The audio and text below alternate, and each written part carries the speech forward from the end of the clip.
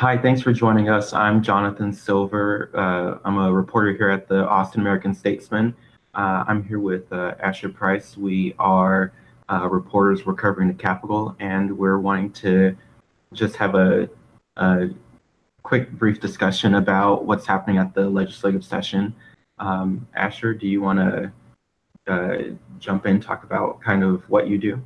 Sure. I'm a state desk reporter as well. I cover budget issues and energy and the environment, and we're kind of in the sort of lull period at the Capitol here before things get going thick and heavy in terms of the politics and the flush of bills, hitting the Senate and House floor. Right now, as I said, I cover budget issues, and the state and the House, the Senate and the House rather, have made their initial budget proposals, and so there's some early sparring going on over how much money the state should spend on supporting schools, and also how much they should sort of cap the ability of school districts and counties and cities to raise property taxes. So that's where the points of friction are right now at the Capitol. As far as the other parts of my beat go, energy and the environment, I'm interested a lot in illuminating the kind of intersection of power and politics and money and energy. And I think a couple of the things that are coming up this session that are especially interesting to me, and part of my challenge, of course, especially with dealing with energy issues, is sometimes making them interesting to readers, because sometimes they can seem a little removed and opaque. Hold on to your hat, but subsidies for wind energy companies. There are various kind of tax breaks that renewable energy companies get, and certain lawmakers who are especially aligned with oil and gas interests are threatening to cut those subsidies. So I'm going to be tracking that this session. I'm also working on some energy issues involving the kind of collision between sort of natural gas exploration, fracking, and endangered species preservation. So that's a whole other issue that I continue to work at. I've written about in the past, and so during this kind of time in the legislative session where things aren't necessarily going full blast, I find as a reporter it's a good opportunity for me to kind of think about sort of more investigative stories that I want to finish up as things get underway. Johnathan, I know you've been working a lot on, part of what you cover at the Capitol is the Texas House. Right. And there's been a change in leadership over at the Texas House. There was Speaker Joe Strauss for whatever it was, a half dozen years leading the Texas House, and he was seen widely as a moderating influence. And he's gone now, and he's been replaced by Dennis Bonnen. And I'm sort of curious if you've seen any early clues, either in the kind of budget that Dennis Bonnen has proposed, or any of his committee assignments that actually just came out today, where he decided which of his members would chair which committees, or anything else. I wonder if you're seeing any clues about what kind of speaker Dennis Bonnen might be, and whether he's Straussian in the sense of being more moderate, or whether he'll be more conservative in the mold of his opposite number in the state Senate. Right. Yeah. Thank you for bringing up that point about the new speaker. His name's Dennis Bonnen. He's from Angleton, that's south of Houston in Brazoria County, and it's interesting you bring this up because just today we do have committee assignments came down, and there's a little of something for everybody. He did not really leave out any major groups. The more he spread the wealth, as it were. Right, yeah. And when it comes to comparing him to Strauss, I think one thing that was interesting about Strauss in comparison to Bonin is Strauss came off as a very calm and cool kind of leader, and you didn't really know offhand what he was thinking about a particular issue, whereas Bonin has demonstrated caution in some respect when talking about certain issues, but in a lot of other issues, he'll just flat out tell you where he stands. And most people, a lot of lawmakers have said that with him, you know where you stand with him immediately. And yes, I do cover the Texas House, and so I've been there every day the House has been in session this session so far.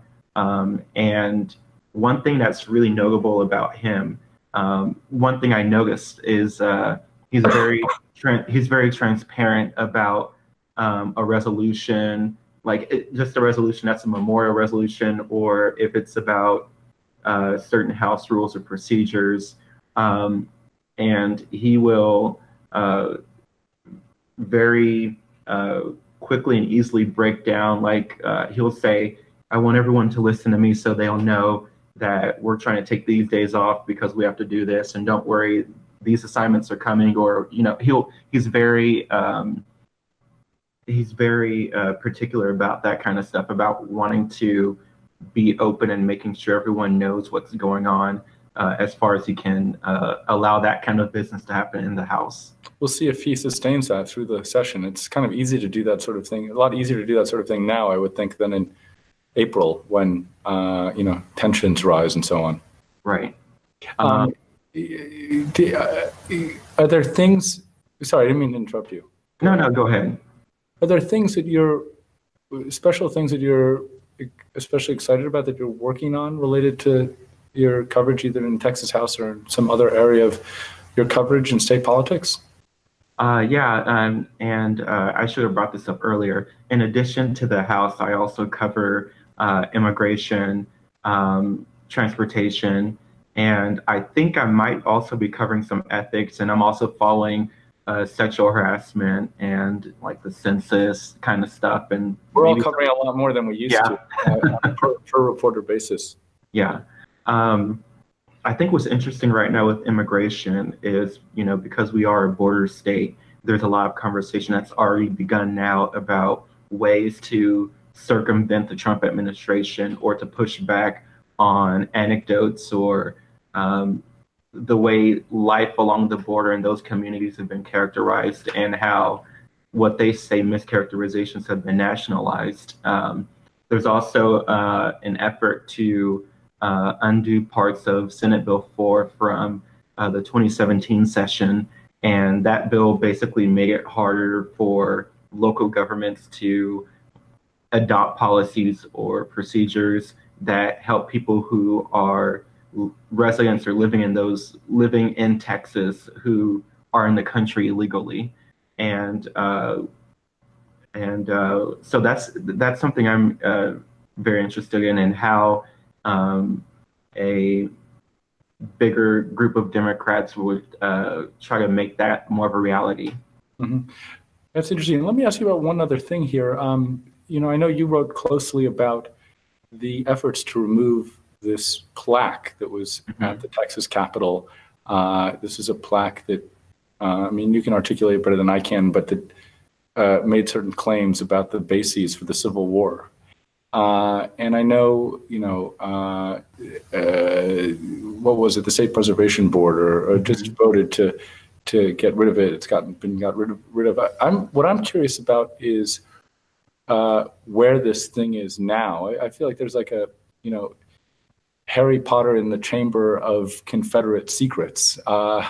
There's this plaque. There's a Jefferson Davis statue that was on the UT campus. I'm sure there are a bunch of other monuments and memorials, some of which still are on the Capitol grounds and other places. But you know, they tend to get collected somewhere.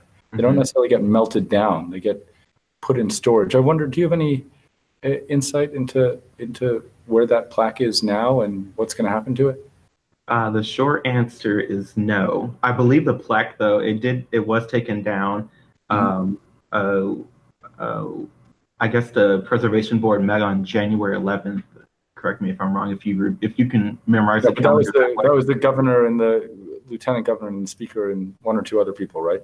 Right, and then the weekend after that weekend, the plaque was taken down, and I believe it is somewhere in one of the preservation board offices somewhere. And it's interesting that you brought this up because they're going to meet again this Friday to determine where to relocate it officially. I see. So right now it's in somebody's drawer, probably.